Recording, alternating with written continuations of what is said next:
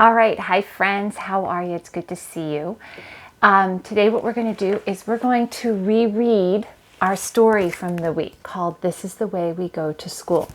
We're going to practice drawing conclusions in the story, and we're also going to write about one of the ways that the kids go to school in the story. So you're going to get to choose one of those fun ways and say that that's how you would like to go to school if you lived where some of these kids did. Okay, so we're going to do a little bit of working with drawing conclusions, and then we're going to move into doing a little bit of writing. And then I'm actually going to show you a fun game that you can play with your family. And I sent that home in an email last night, so mom and dad can have that, okay? All right, so the first thing I want you to do is I want you to open up your skills book, your skills buddy book, to page 126 in the blue stars, okay? 126 in the blue star, okay? And I'm going to wait for you to go ahead and do that. You can go ahead and pause me while you're doing that, okay? All right.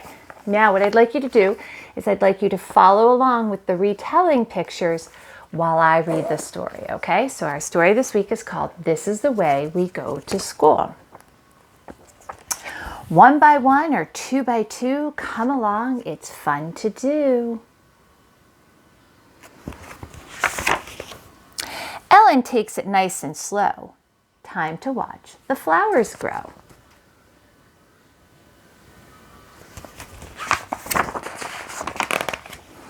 Liz and Larry, as a rule, wear their jogging shoes to school. But at 20 minutes past, roller skates are twice as fast. And the fastest way by far is by school bus or by car. And remember, as you're listening, I want you to be thinking about one of the ways you wish you went to school.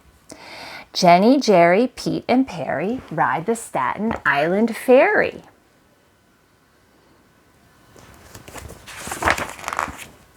Cable cars take Jack and Jill up the hill and down the hill.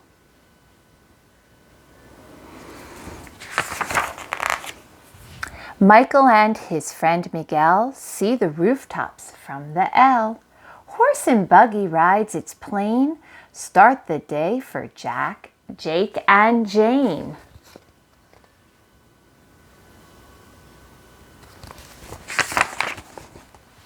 And in Philly, Mitch and Molly go to school by trackless trolley. Bianco, Beppo, Benedetto ride aboard the Vaporetto. Remember, that's that fun little boat, right?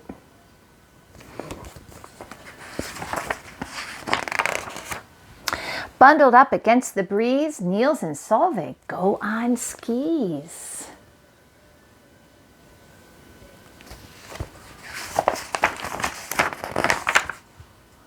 Palm trees help keep Ahmed cool on his sunny walk to school. Mira takes time out to play. School's a hop and skip away.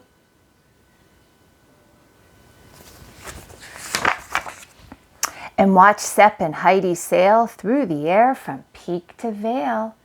Akini leaves for school by train far across the mountain chain.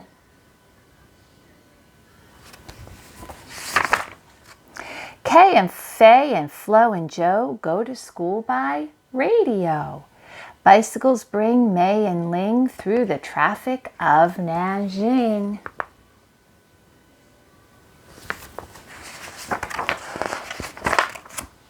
And beneath the dripping sky, Ram is riding high and dry. William comes ashore by boat, counting seagulls while afloat.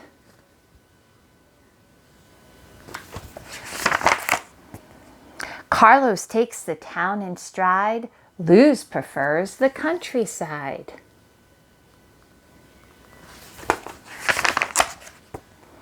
And the famous metro line suits Igor and Ileana just fine.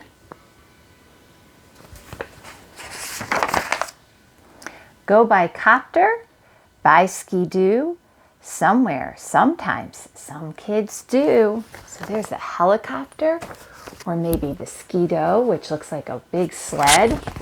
Those are pretty cool ways to go.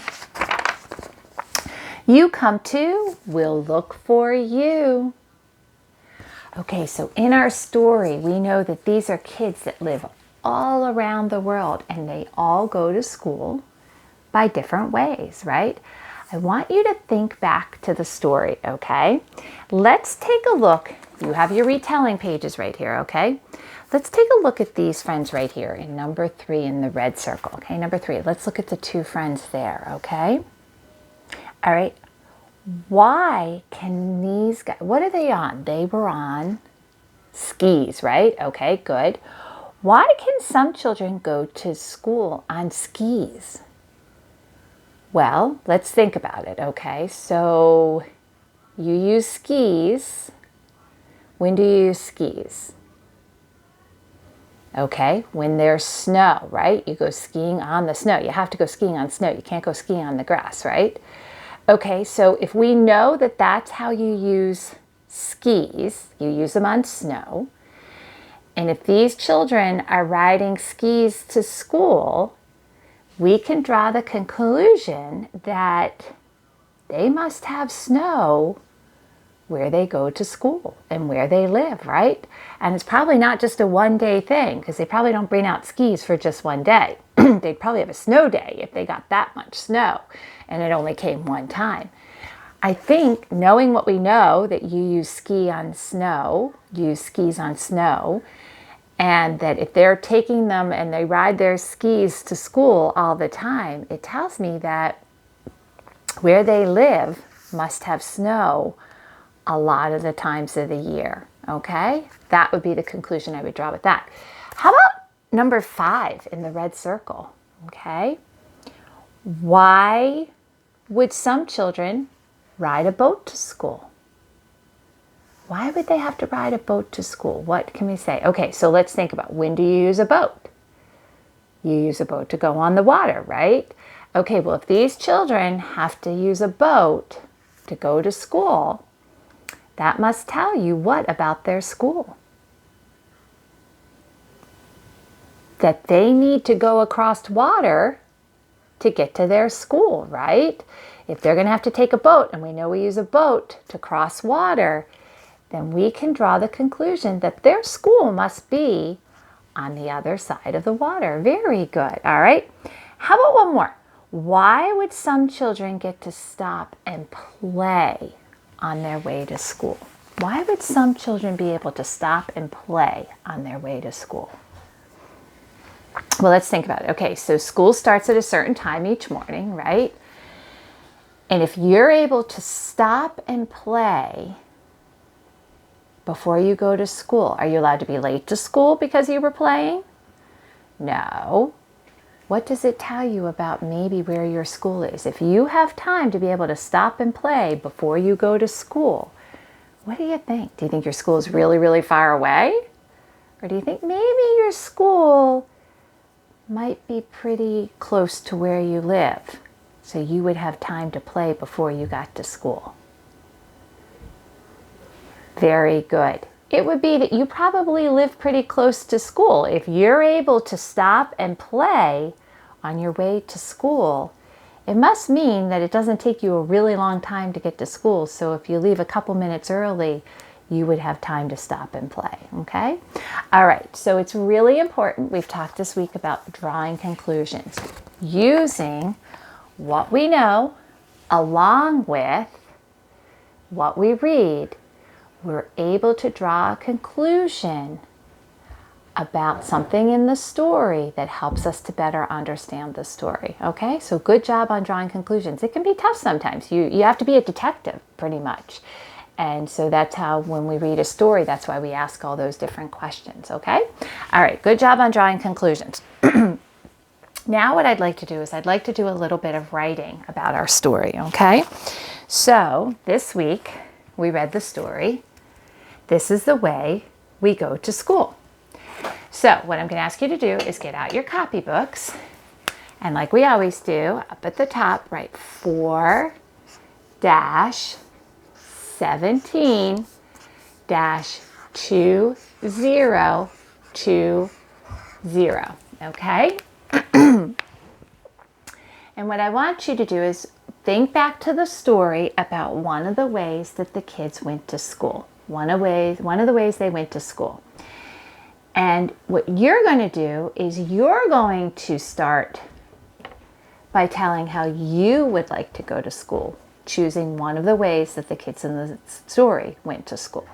So if we talk about ourselves when we're writing, do I write Mrs. Rooney? Or do I use a special pronoun or word when I'm talking about myself? What do I use when I want to talk about myself? Do I say me if I'm writing? No, very good. I say I. Very good. I, and then I want to use that sight word like. I like. And then I want to use that sight word the. I like the. All right. Now, today what I also want is, I know at home you're sounding things out. Today what I'd like you to do is I'd really like you to sound out those words of the way you would like to go to school. Mrs. Rooney is not looking for perfect spelling at all. I'm looking for the sounds that you hear, okay?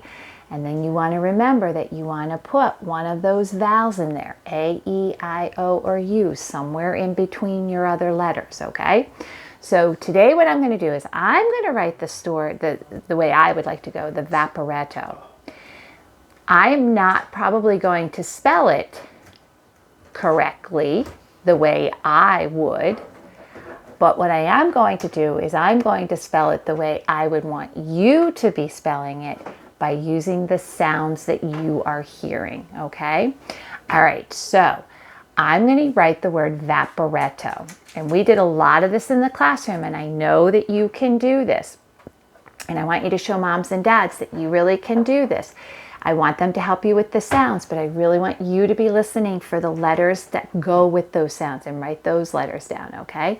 All right, so the first one I'm going to do is Vaporetto.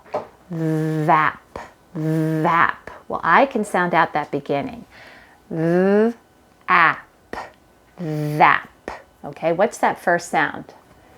Right, I'm hearing that V sound. Well, what letter do I know makes that V sound? The letter V. Good. Okay, V, ah, ah. What letter makes that next sound? V, ah, ah. Very good. I know that A makes the ah sound, right? V, ap, vap. What letter makes that P sound? The P does. Vap, What letter says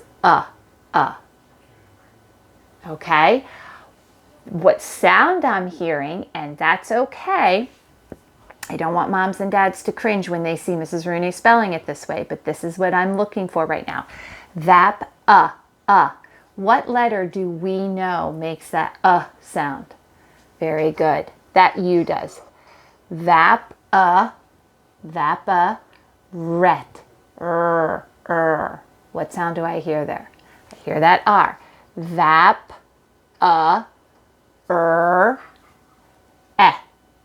What sound is that? What letter makes that sound?